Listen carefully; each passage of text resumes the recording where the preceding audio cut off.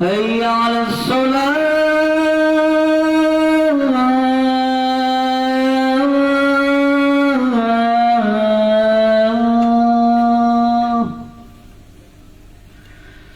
هيا على الفلاح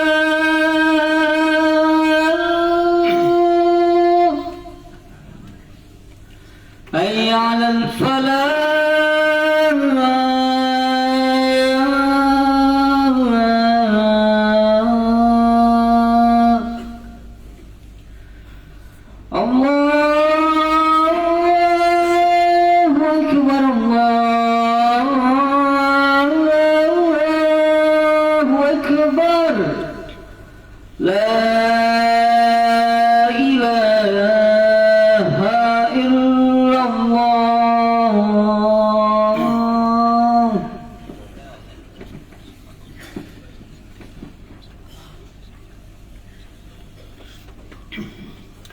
Alhamdulillahi Rabbil Alamin wal aqibatu lil muttaqin wala udwana illa 'alal zalimin. Ashhadu an la ilaha illallah wahdahu la syarika lah wa ashhadu anna Muhammadan 'abduhu wa rasuluhu sallallahu alaihi wasallam la nabiyya ba'da. Ya ayyuhallazina amanu taqullaha haqqa tuqatih wa la tamutunna illa wa antum muslimun. Amma ba'du, kaum muslimin sidang jamaah Jumat rahimakumullah. Pertama, mari kita bersyukur kehadirat Allah tabaraka wa taala yang senantiasa memberikan nikmatnya kepada kita semua. Kemudian salawat beserta salam tidak lupa kita hadiahkan buat Nabi kita yang mulia Muhammad sallallahu alaihi wasallam beserta keluarga, para sahabat, tabi'in dan juga orang-orang yang senantiasa mengikuti sunnah Rasulullah sallallahu alaihi wasallam. Kemudian saya berpesan kepada para hadirin sekalian untuk senantiasa mempertahankan dan meningkatkan ketakwaan diri kita kepada Allah Subhanahu wa taala dengan mengerjakan apa yang Allah perintahkan dan menjauhi apa yang dilarang oleh Allah Subhanahu wa taala. Pada kesempatan yang berbahagia ini, saya akan menjelaskan tentang manzilatus salati fil Islam, yaitu kedudukan ibadah salat 5 waktu di dalam agama kita, agama Islam. Sesungguhnya tujuan kita diciptakan oleh Allah Subhanahu wa taala di dunia ini bukanlah untuk makan, bukan untuk minum, bukan untuk bekerja, bukan untuk memakmurkan dunia ini, tetapi tujuan utama Allah ciptakan kita di dunia ini adalah untuk beribadah kepada Allah Subhanahu wa taala semata-mata. Allah Subhanahu wa taala berfirman, "Ya ayuhan nasu u'budu rabbakumul ladzi khalaqakum wal ladzina min qablikum la'allakum tattaqun." Wahai segenap manusia, beribadahlah kalian kepada Rabb kalian yang telah menciptakan kalian, yang telah menciptakan umat-umat terdahulu dari kalian, agar kalian semua bertakwa kepada Allah Subhanahu wa taala. Allah berfirman, "Wa ma khalaqtul jinna wal insa illa liya'budun." Dan tidaklah aku ciptakan jin dan manusia melainkan supaya mereka hanya beribadah kepadaku. Allah Subhanahu wa taala berfirman, "Wa laqad ba'atsna fi kulli ummatin rasulan an ya'budullaha wajtanibut taghut." Dan sesungguhnya pada setiap umat telah kami utus seorang rasul. Setiap umat-umat yang terdahulu dari kita ini, umat Islam, telah diutus oleh Allah Subhanahu wa taala setiap rasul di tengah-tengah mereka. Wa in min ummatin illa khala fiha nadhir. Tidak ada satupun umat kecuali telah berlalu di tengah-tengah mereka seorang pemberi peringatan, yaitu seorang nabi atau seorang rasul. Apa yang disampaikan oleh nabi-nabi kepada umatnya? An ya'budullah, agar kalian semua wahai umatku beribadah hanya kepada Allah Subhanahu wa taala. Wajtanibut taghut, dan agar kalian semua menjauhi yang disebut dengan taghut. Taghut itu adalah kullu ma yu'badu min dunillah, segala sesuatu yang disembah selain Allah Subhanahu wa taala wa huwa yuhibbu, dan dia senang disembah. Itu disebut dengan taghut. Allah Subhanahu wa taala berfirman, "Wa ma arsalna mir rasulin min qablika illa nuhi ilaihi annahu la ilaha illa ana fa'budun." Tidaklah, kata Allah Subhanahu wa taala, kami utus seorang rasul sebelum engkau wahai Muhammad, kecuali kami wahyukan kepadanya bahwa tidak ada Tuhan yang hak selain aku, kata Allah Subhanahu wa taala. Maka beribadahlah kalian kepadaku. Adapun memakmurkan dunia, adapun membangun dunia, itu adalah tujuan sekunder dari penciptaan kita di dunia ini. Tetapi tujuan utamanya adalah beribadah kepada Allah Subhanahu wa taala. Kita sebagai seorang muslim tidak boleh lupa dengan tujuan penciptaan kita ini, supaya bermakna kehidupan kita di dunia ini, supaya ada arti dari kehidupan kita di dunia ini. Ketika kita meninggal dunia, tidak ada yang kita bawa selain dari ibadah dan amal soleh yang kita kerjakan selama di dunia ini. Rasulullah SAW bersabda, "Yatba'ul mayyita thalas." Ada 3 yang mengikuti jenazah ke kuburnya. Ada 3 yang mengantarkan jenazah ke kuburnya. Ahluhu wa maluhu wa amaluhu, yaitu keluarganya, harta bendanya, dan juga amal ibadahnya. Fayarji'ul isnan, dua dari yang tiga itu kembali ke rumahnya masing-masing. Harta yang dibawa oleh seorang ke kuburannya, mengantarkan dia ke kuburannya, kembali ke rumahnya. Begitu juga dengan keluarganya yang mengatakan sehidup semati. Tetapi ketika seseorang meninggal dunia, maka istri yang dia cintai, anak-anak yang dia cintai, kakak, adik dan sebagainya kembali ke rumahnya masing-masing. Kemudian kata Rasulullah, wa yabqa wahid, dan yang tersisa bersama orang yang telah meninggal itu hanya satu, amaluhu, yaitu amalnya.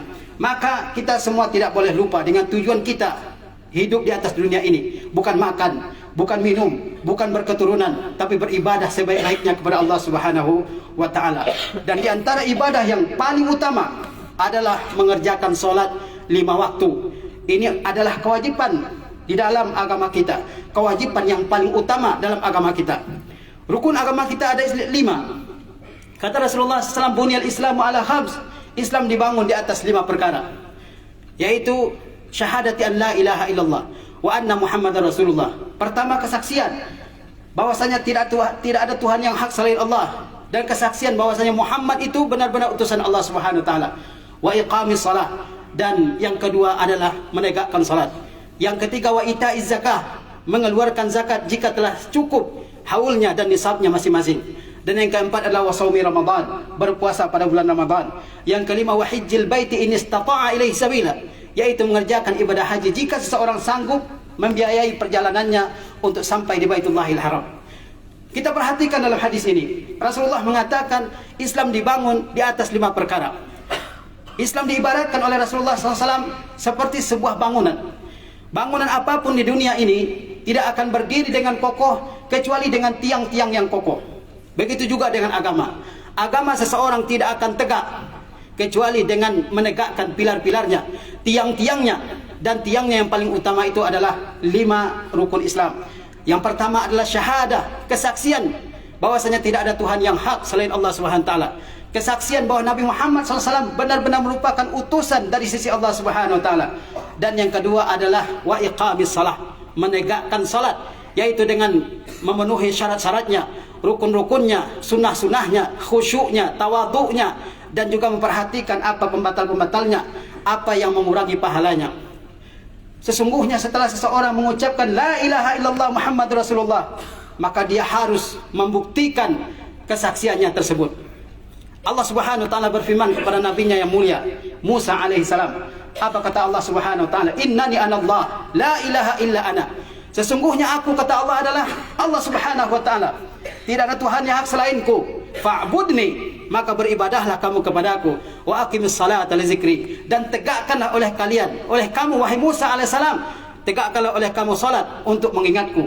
Setelah Allah Subhanahu wa taala menyatakan keesaannya bahwa dia satu-satunya Rabb yang berhak disembah, Allah Subhanahu wa taala tegaskan, wahai Musa, kamu wajib beribadah kepadaku, yaitu dengan mengerjakan salat 5 waktu.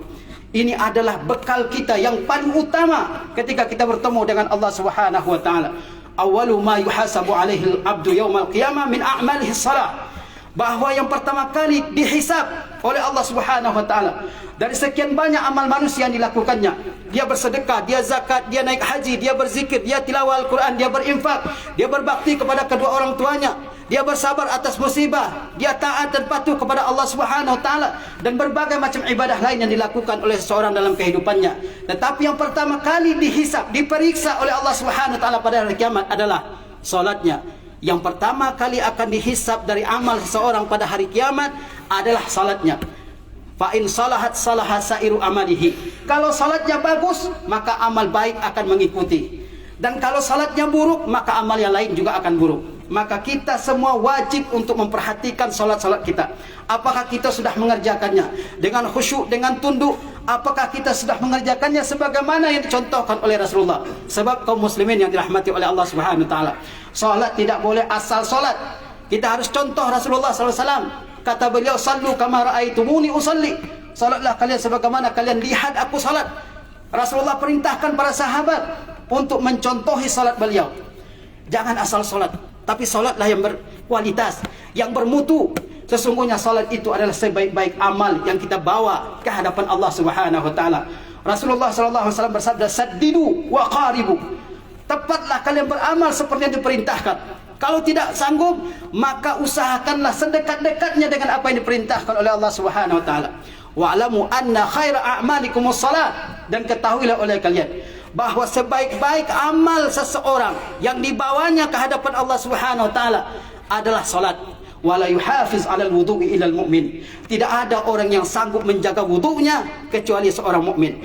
Abdullah bin Mas'ud radhiyallahu taala anhu, beliau bertanya kepada Rasulullah sallallahu alaihi wasallam. Kata dia, sa'altu Rasulullah sallallahu alaihi wasallam. Aku bertanya kepada Rasulullah sallallahu alaihi wasallam, "Ya Rasulullah, ayyul a'mali ahabbu ila Allah?" Wahai Rasulullah, amal apakah yang paling dicintai oleh Allah Subhanahu wa taala? Para sahabat zaman dahulu di masa Rasulullah sallallahu, mereka bertanya kepada Rasulullah sallallahu, kalau dia tidak menanyakan amal apa yang terbaik, atau dia tanyakan amal apa yang paling dicintai oleh Allah Subhanahu wa taala. Kalau dia mengerjakan amal tersebut, jelas bahwa ganjarannya adalah surga. Mungkin pada zaman sekarang ini kita akan menanyakan amal apa yang paling mudah untuk kita kerjakan, bukan yang terbaik. Itulah bedanya kita dengan para sahabat zaman dulu. Mereka menanyakan apa amal yang terbaik, apa amal yang paling utama. Kalau saya kerjakan, saya masuk surga. Itu yang mereka tanyakan kepada Rasulullah SAW. Seperti Ibnu Mas'ud ini, dia bertanya, wahai Rasulullah, amal apa yang paling disukai dan dicintai oleh Allah Subhanahu wa taala? Kata Rasulullah, as-salatu ala waktiha, yaitu mengerjakan solat pada waktunya. Kemudian kata Ibnu Mas'ud, summa ayu, setelah solat pada waktunya, mungkin dia bisa mengerjakan tepat waktunya untuk mengerjakan solat. Dia bertanya lagi, setelah itu amal apa wahai Rasulullah SAW? Rasulullah menjawab summa birrul walidain, kemudian berbakti kepada kedua orang tua. Summa ayu, kemudian apa lagi wahai Rasulullah? Setelah solat pada waktunya, setelah berbakti kepada kedua orang tua, kemudian apalagi amal utama wahai Rasulullah?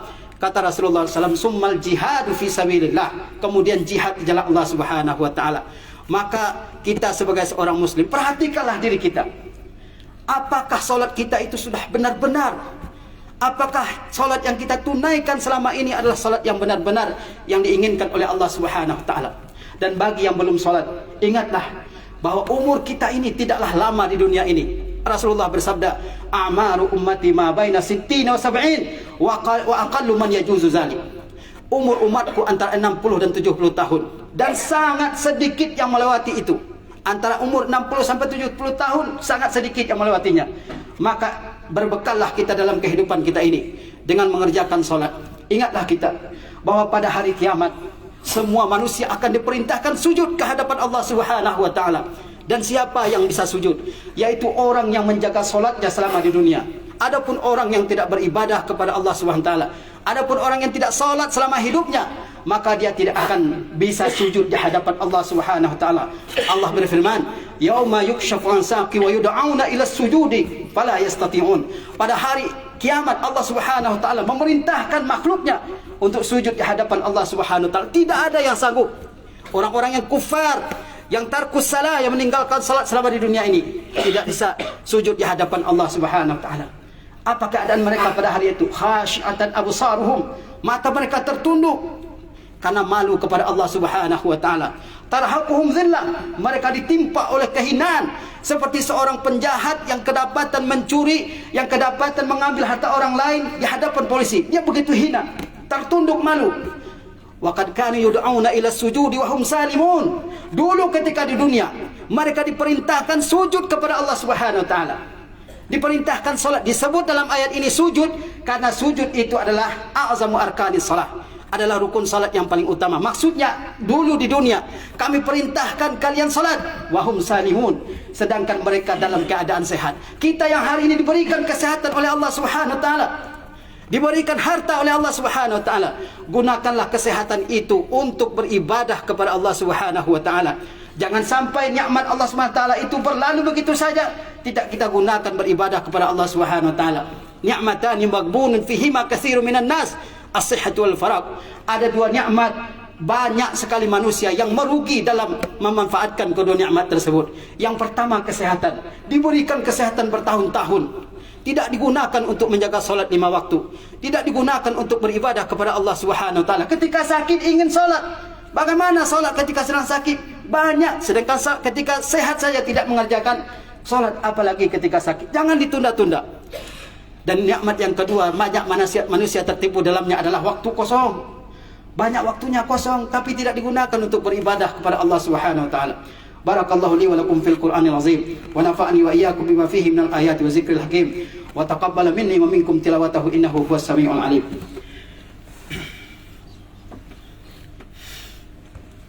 Alhamdulillahirabbil alamin. Wassalatu wassalamu ala asyrafil anbiya'i wal mursalin wa ala alihi wa sahbihi wa man tabi'a hudahu ila yaumiddin. Ya ayyuhallazina amanu taqullaha haqqa tuqatih wa la tamutunna illa wa antum muslimun. Kemudian saya memberikan pesan kepada para hadirin sekalian untuk memperhatikan keluarga kita, istri dan anak-anak kita. Kitalah yang bertanggung jawab terhadap mereka. Perintahkan keluarga kita untuk mengerjakan salat. Sebelum hal lain kita tanyakan kepada anak dan keluarga kita. Tanyakan hal aqamtumus salah. Apakah kalian telah mendirikan salat? Bukankah Allah Subhanahu wa taala memerintahkan nabinya yang mulia Muhammad sallallahu alaihi wasallam untuk memerintahkan keluarganya mengerjakan salat? Wa'mur ahlaka bis salati wastabir 'alaiha. Inna la nas'aluka rizqan nahnu narzuquk. Kata Allah Subhanahu wa taala, perintahkanlah keluargamu mengerjakan salat dan bersabarlah kamu mengerjakan salat itu. Bayangkan kaum muslimin rahimakumullah, dalam sehari kita diberikan 24 jam. Tidak kurang, tidak lebih, 24 jam semuanya diberikan waktu yang sama oleh Allah Subhanahu wa taala. Kalaulah setiap salat itu kita gunakan 10 menit saja, maka dalam 5 kali sehari semalam kita baru menggunakan 50 menit, tidak sampai 1 jam dari waktu yang 24 jam itu. Apakah itu terasa berat bagi kita? Apakah itu masih terasa berat bagi kita? Apakah kita tetap mencari alasan-alasan untuk tidak mengerjakan salat? Perintahkan diri kita untuk mengerjakan salat. Perintahkan keluarga kita untuk mengerjakan salat. Perintahkan anak-anak kita untuk mengerjakan salat. Kalau mereka terbiasa mengerjakan salat dari kecil, sampai tua mereka akan tetap menjaganya. Allahumma ighfir lil muslimina wal muslimat wal mu'minina wal mu'minat.